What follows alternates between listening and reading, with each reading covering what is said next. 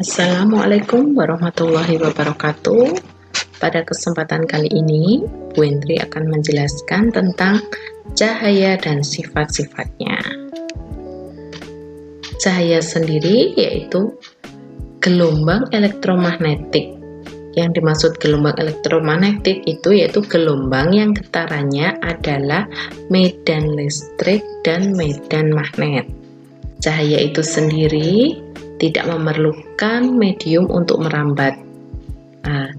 Benda yang dapat memancarkan gelombang cahaya itu kita kenal dengan sumber cahaya.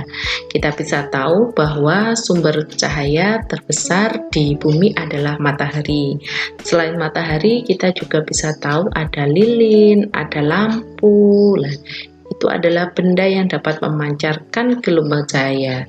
Jadi kita kenal dengan sumber cahaya. Sedangkan benda yang tidak dapat memancarkan cahaya itu kita kenal dengan benda gelap. Benda gelap jenisnya ada 3. Ada benda tak tembus cahaya, itu contohnya ada tembok, kemudian batu. Sedangkan benda bening itu ada kaca. Kemudian ada juga benda tembus cahaya. Benda tembus cahaya itu misalnya kertas, buram, kemudian ada air kopi atau air keruh. Nah, itu termasuk benda gelap. Nah, di sini ada 4 sifat-sifat cahaya. Ada cahaya merambat lurus, ada cahaya dibiaskan, cahaya menembus benda bening, dan cahaya dipantulkan. Yang pertama ada cahaya merambat lurus, ya. Kita bisa tahu bahwa saat berjalan di kegelapan kita memerlukan senter. Cahaya dari lampu senter arah rambatnya menurut garis lurus. Kemudian ketika kita melihat cahaya matahari yang menerobos masuk melalui genting, itu juga merupakan salah satu contoh dari sifat cahaya yang merambat lurus. Nah, sifat cahaya yang merambat lurus ini itu dimanfaatkan manusia pada pembuatan lampu senter dan lampu kendaraan bermotor karena salah satu sifat cahaya yaitu cahaya dapat merambat lurus. Berikutnya bisa kita lihat ada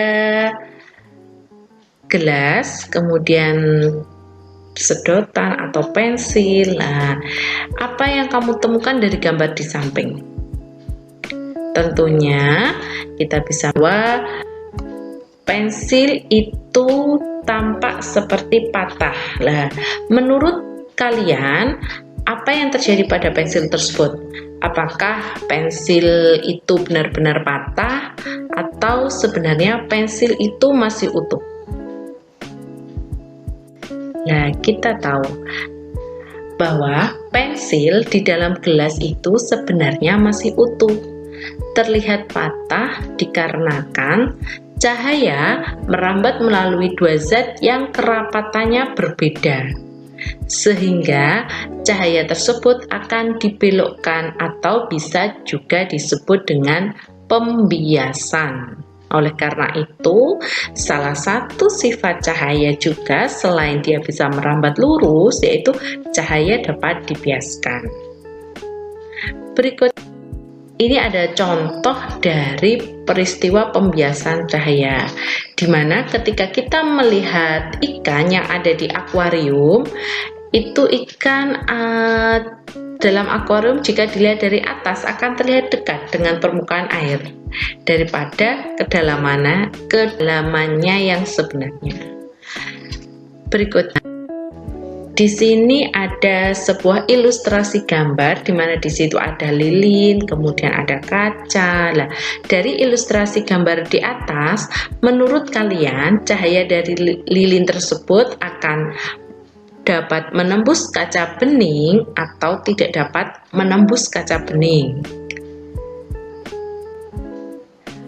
Oke, gambar di bawah ini menunjukkan bahwa cahaya dari lilin itu dapat menembus kaca.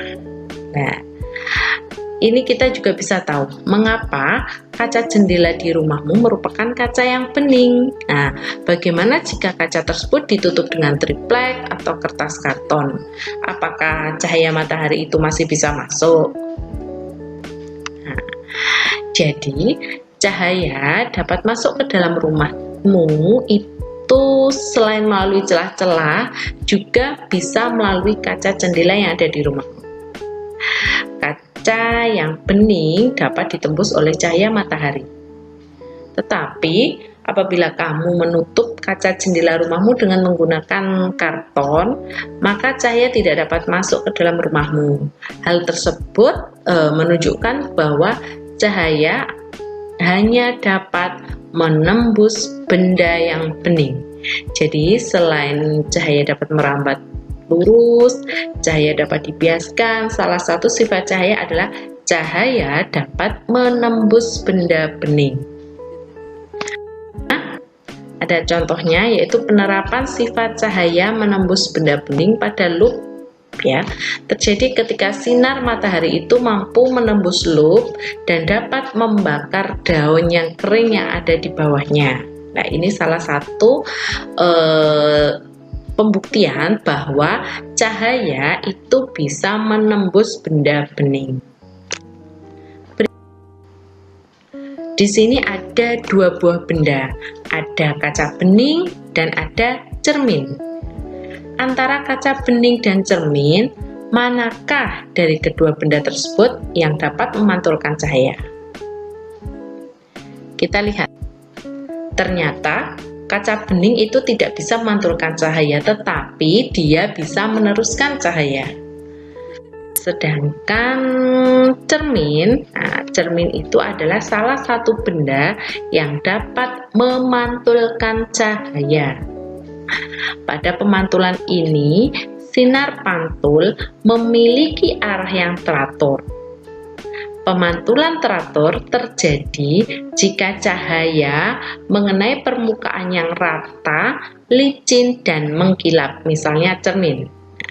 Permukaan yang mempunyai sifat seperti itu adalah cermin. Kita bisa tahu penerapan cahaya dapat dipantulkan tersebut yaitu kita melihat dari alat periskop. Jadi awak kapal selam yang berada di kedalaman laut dapat mengamati permukaan laut menggunakan benda yang dikenal dengan periskop. Periskop ini menerapkan sifat cahaya yaitu berupa pemantulan. Cahaya dari atas permukaan laut ditangkap oleh suatu cermin yang ada di dalamnya, kemudian dipantulkan menuju mata pengamat di kapal selam. Seperti itu, jadi sifat-sifat cahaya itu ada 4. Cahaya dapat merambat lurus, cahaya dapat dibiaskan, cahaya dapat menembus benda bening, dan cahaya dapat dipantulkan. Demikian yang bisa saya sampaikan tentang cahaya dan sifat-sifatnya. Sekian, wassalamualaikum warahmatullahi wabarakatuh.